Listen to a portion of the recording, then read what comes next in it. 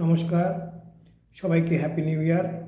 আমি বিশিষ্ট astrologer KP astrologer ও বাস্তু কনসালটেন্ট শ্রী সম্রাট সূত্রধর বলছি। আমি আমার যেহেতু সালটা 2026 পড়ে গেছে এবং 2026 সালে কোন কোন রাশির কেমন যাবে এবং তারা কি উপায় করলে ভালো থাকবে সারা বছর, সেই বার্তা আমি এই ভিডিওর মাধ্যমে দেব। আপনারা প্রতিটা রাশির জন্য আপনারা আলাদা আলাদাভাবে ভিডিও পাবেন। যদি আমার ভিডিওটি মনে করেন খুবই ভালো লাগছে বা একটা উপকারী মনে হয়, অবভিয়াসলি তাহলে ভিডিওতে একটি লাইক দেবেন, এবং যদি মনে হয় আরও একজন উপকৃত হতে পারে তাহলে অবশ্যই শেয়ার করতে পারেন। প্রয়োজন হলে আমার চ্যানেলটিকে সাবস্ক্রাইবও করতে পারেন, যাতে আমি আপনাদের লাইভে আপনাদের সঙ্গে কথা বলতে পারি। যাই হোক, এবার আসছি প্রথম দ্বাদশ রাশির প্রথম রাশি হচ্ছে মেষ রাশি। আজকের আমি জানাবো মেষ রাশি সম্বন্ধে, অর্থাৎ মেষ রাশির জাতক জাতিকারা তাদের 2026 সালটা কেমন যাবে।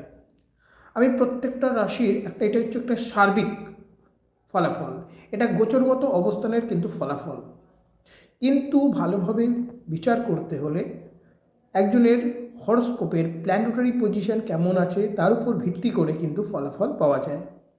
দেখা যাচ্ছে যে আমি বলে দিলাম যে না, মেষ রাশির এগুলো ভালো রয়েছে, কিন্তু দেখা গেল সে ভালো ফল পেল না।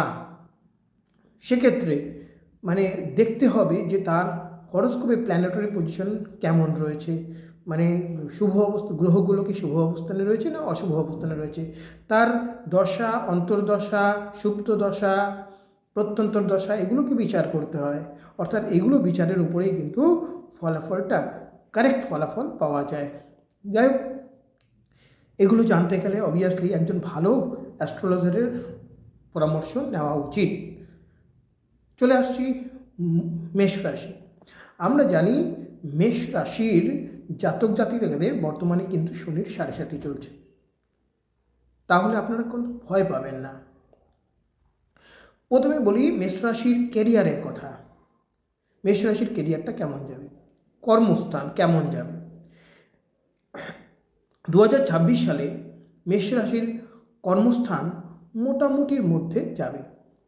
যারা চাকরিরত আছেন, চাকরিজীবীদের পক্ষে মধ্যম, তাদের প্রচুরভাবে চেষ্টা করতে হবে, লেবার দিতে হবে, পরিশ্রম করতে হবে।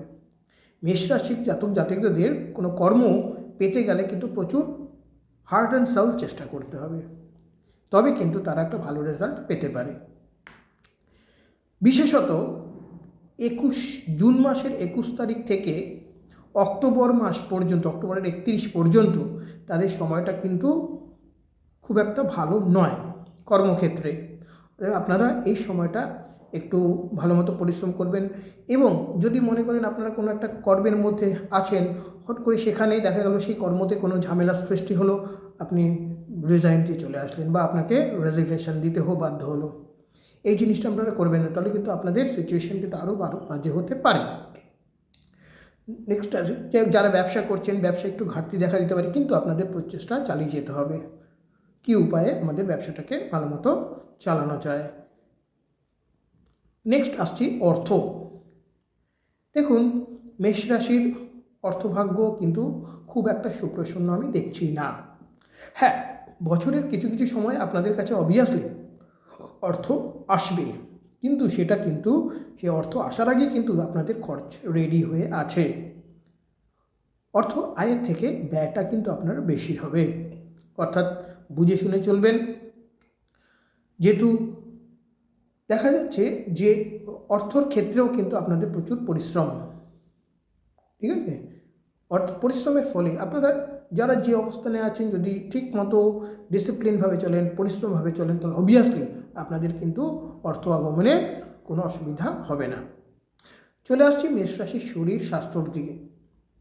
যেহেতু শনির 7.5 চলছে, সেহেতু একটা শারীরিক অসুস্থতার যোগ থাকছে। আপনারা খুব সাবধান থাকবেন। আপনাদের কোমর থেকে লোয়ার অ্যাবডোমেন পর্যন্ত, অর্থাৎ হাঁটুতে বা পায়ে আপনাদের চোট লাগতে পারে। আপনাদের বাধাবিঘ্ন যোগ অবস্থা আমি দেখতে পাচ্ছি, লক্ষ্য করতে পারছি। যাই হোক, এটা সেমন কোনো ব্যাপার নয়, সিরিয়াস নয়, আপনারা ভয় পাবেন না।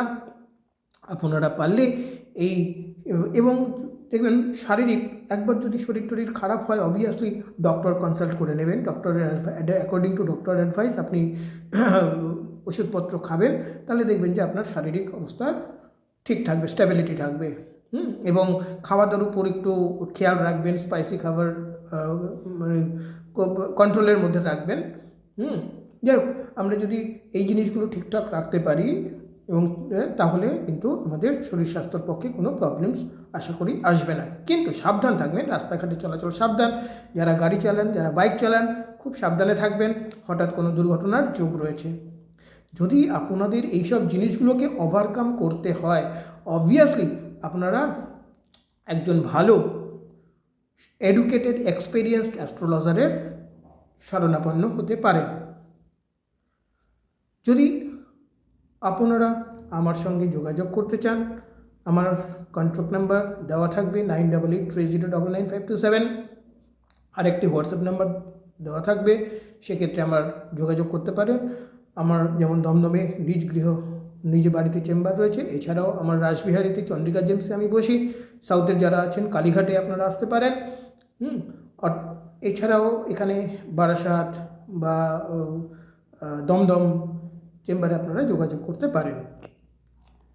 এবারে মেষ রাশির জাতক জাতিকারাদের সব রিলেশনের কথা বলি। দেখুন, আপনারা একটু স্বামী স্ত্রী হাজব্যান্ড ওয়াইফ একটু মানে অ্যাডজাস্ট করে চলবেন।